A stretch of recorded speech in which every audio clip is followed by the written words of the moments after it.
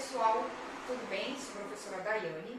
Hoje a gente vai dar continuidade ao nosso estudo de biologia celular e na aula de hoje a gente vai trabalhar com citoesqueleto e em seguida eu vou trabalhar com vocês uma organela chamada de centríolo.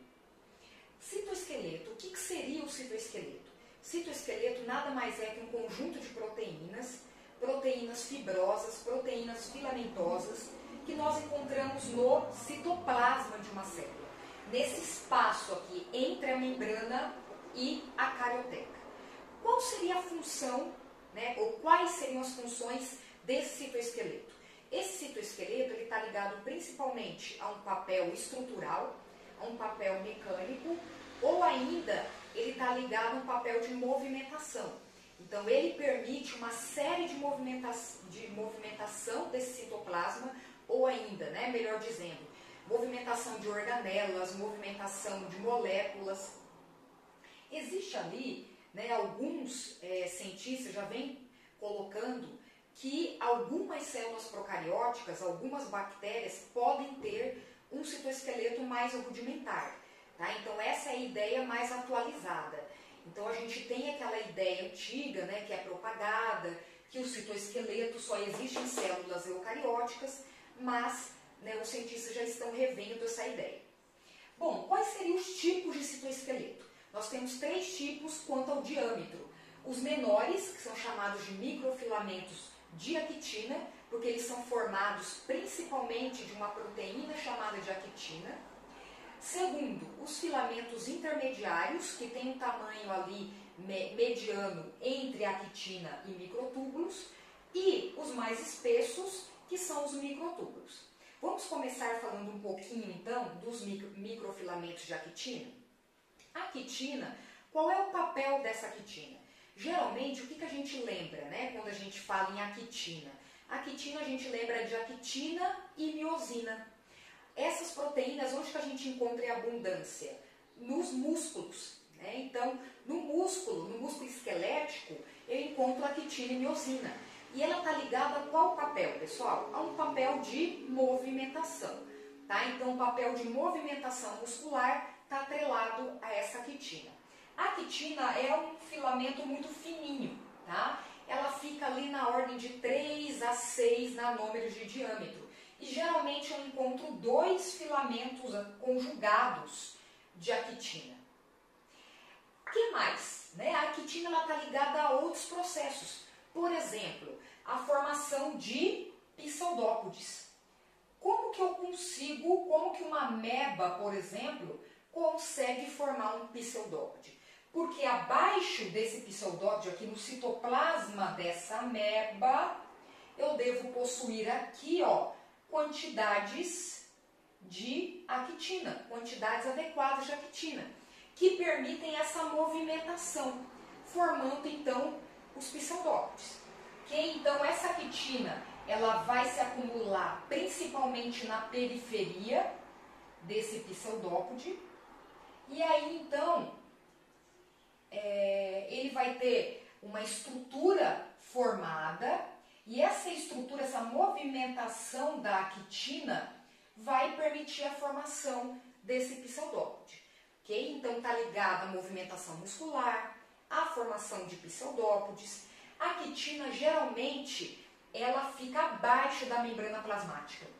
Geralmente a maioria das células elas possuem a actina nessa região aqui, abaixo da membrana plasmática, garantindo também uma sustentação nessa célula, principalmente em células animais que não possuem a parede celular. Tá? Então ela tem um papel de sustentação, um papel de movimentação.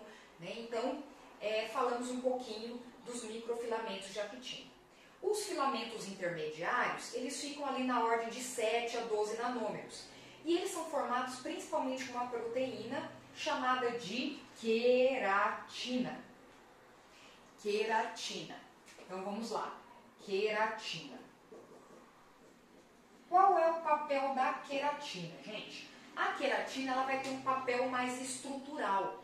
Tá? Nós vamos encontrar um grande número de queratina aqui na região que está abaixo da carioteca. Então ela vai formar uma lâmina nuclear, ela vai dar sustentação para essa carioteca. Eu encontro também bastante queratina no meu citoplasma, garantindo a fixação de organelas, a ancoragem das organelas em determinados locais. Então, por que a mitocôndria eu encontro aqui? Tá? O que faz a mitocôndria ficar presa nesse lugar? É uma queratina. Possivelmente ela está ali associada a filamentos de queratina. Tá? Então, a queratina ela tem um papel muito mecânico, papel estrutural.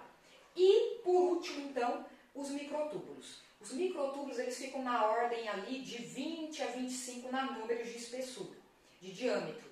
Tá? Então, são os filamentos mais espessos. Os microtúbulos eles são formados principalmente de uma proteína chamada de tubulina. Essa proteína aqui é extremamente importante. Essa tubulina ela vai formar como se fosse um arcabouço, uma viga na célula. Então, como ela é um filamento espesso, ela tem um papel estrutural muito importante. Além disso, ela vai servir como uma escada rolante, vamos dizer assim. Se eu tenho filamento de tubulinas soltos aqui no meu citoplasma, ela vai permitir a movimentação de determinadas organelas. Então, como que uma mitocôndria consegue sair daqui e chegar lá embaixo, vamos dizer assim?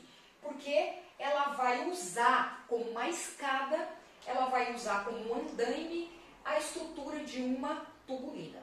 Então, a tubulina ela permite a movimentação de organelas na célula, permite a movimentação de moléculas no citoplasma dessa célula. E essa tubulina ela é muito importante, porque é ela que vai permitir a formação do centríolo. Né? Esse centríolo, geralmente, ele vai estar organizado onde? Próximo do núcleo. Então, geralmente eu encontro o centríolo, um par de centríolo próximo do núcleo da célula. Um centríolo em pé, o outro deitadinho, né? Um em pé, o outro deitadinho. Esse par de centríolo eu chamo de diplossomo, tá? E esse centríolo, então, ele é formado por essa proteína chamada de tubulina.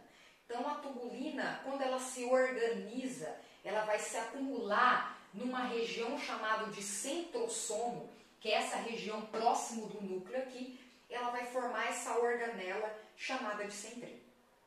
Tudo bem? Continuando, então, em relação ao centríolo, o centríolo, então, ele é formado por um conjunto de proteínas chamadas de tubulina. A tubulina, então, é um bastão fibroso, né, que vai dar esse aspecto aqui para o centríolo.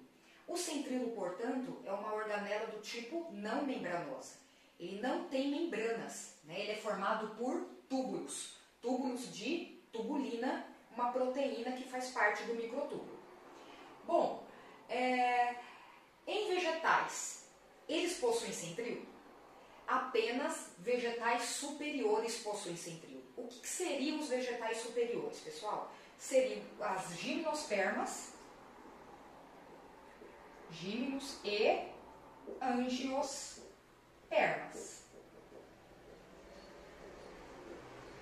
Então, ausente em vegetais superiores, isso quer dizer que eles só existem em briófitas e pteridófitas.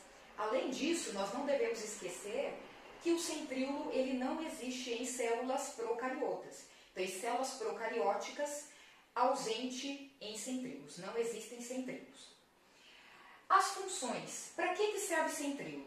Geralmente, né, quando a gente está estudando a mitose, tipo de divisão celular, a gente vê lá a célula, um par de centríolo lá em cima e um par de centríolo lá embaixo. Qual seria a função desse centríolo aqui? Né? Para que serve esse centríolo? Ele serve para formar umas fibras chamadas de fibras de fuso. Orientar a formação das fibras de fuso. E essas fibras de fuso são formadas também da proteína chamada de tubulina. Então, essa tubulina, ela existe ali uma dinâmica na formação dela. Ao mesmo tempo que se formam novas tubulinas, essa tubulina também ela é desfeita. Então tem momentos que ela é feita, ela é polimerizada, formam-se novas tubulinas, e tem momentos então que ela é despolimerizada, tá? E ela é encurtada então a fibra de fuso. Então eu tenho lá essa fibra, qual é o papel dela? Se prender aos cromossomos, tá? E o encurtamento dessa fibra de fuso, então, vai possibilitar o quê? A separação, neste caso aqui, separação das cromátides irmãs. Então, nós podemos dizer que o centríolo, ele participa do processo de divisão celular da célula. O que mais? O centríolo, ele também está ligado à formação de cílios e flagelos. Geralmente, são estruturas ligadas à locomoção, tá? Cílios, onde que eu encontro os cílios? Cílios eu encontro lá naquele protozoário que parece uma sola de sapato, que é o paramécio. Então eu tenho abundância em cílios, né? Cílios, então, é uma estrutura de locomoção que eu encontro em grande quantidade e é uma estrutura pequena, né? Diminuta, que vai servir, nesse caso, do paramécio para locomoção. Eu também encontro flagelo. Flagelo, geralmente, eu encontro em número menor, de 1 a 2 flagelos. E qual seria a função desse flagelo, por exemplo, no espermatozoide? Seria o quê? Locomoção também. Então, o centríolo está ligado à formação de cílios e flagelos. Uma outra função do cílio, né, ele é encontrado também na nossa traqueia. Tá? Então, eu tenho cílios na traqueia. Qual é o papel desses cílios na traqueia? Locomoção? Não. Neste caso, o papel do cílio seria de proteção. Então, o muco fica acumulado aqui naquela região da traqueia e, através da movimentação desse cílio, então, ele possibilita a eliminação, né? Ele facilita a eliminação desse muco, de partículas que ficam aderidas ali nesse muco. E esse muco, então, é eliminado através da tosse, através do espirro. Então, ele tem um papel de proteção. Tudo bem? Vamos continuar? O que a gente tem lá em relação à microscopia eletrônica? A microscopia eletrônica de centríolo. Se nós verificarmos no microscópio eletrônico, vamos lá, no microscópio eletrônico, como que eu vou enxergar a estrutura de um centríolo? Tá? Eu enxergo assim, ó. 1, 2, 3, 4, 5, 6, 7, 8, 9. O que eu tenho aqui, gente? Eu tenho 9 conjuntos com 3 bastões, ó, de 3 a 3. O que seria isso aqui, ó? Tá? Cada pontinho desse seria uma tubulina. Então aqui eu tenho a tubulina. Se eu fizer um corte transversal nessa tubulina, olhar assim, ó, né, o que eu estou olhando? Eu estou olhando cada proteína, tá? Então eu tenho um conjunto aqui de 9, né, 9 com 3 tubulinas, com 3 tubulinas. Isso aqui nada mais é que a estrutura de um centríolo no microscópio eletrônico. Tudo bem? Agora vamos ver cílios e flagelos. Como que seria a estrutura de cílios e flagelos no microscópio eletrônico? Nós teríamos algumas diferenças. 1, 2, 3, 4, 5, 6, 7, 8, 9. E um par central. O que eu tenho aqui? Eu tenho 9 conjuntos, mais uma vez, só que agora eu tenho quantas tubulinas? 2 tubulinas. Então eu tenho 9 conjuntos com 2 tubulinas. E eu tenho também aqui, o que eu não tinha lá no centríolo, um par central. Ok? Então eu tenho uma diferença em se tratando de cílios e flagelos e centríolo na microscopia eletrônica. Aqui eu tenho uma outra proteínazinha chamada de dineína. Para que serve essa dineína, pessoal? Essa proteína dineína seria para ligar, né? Então ela vai ligar aqui cada dupla de tubulinas entre si, ok? Então mantendo a estrutura de cílios e flagelos. Se eu pegar um cílio e um flagelo, tá? E pegar toda a estrutura do cílio e flagelo, eu vou notar que lá o corpúsculo basal, tá? Aquela estrutura que começa a formar os cílios e flagelos, é exatamente igual ao centríolo. Então, o centríolo é a organela que vai originar os cílios e flagelos, ok? Mas apenas na base, na estrutura basal, eu tenho uma estrutura idêntica ao centríolo, ok? Qualquer dúvida, entre em contato, deixe seu like. Obrigada.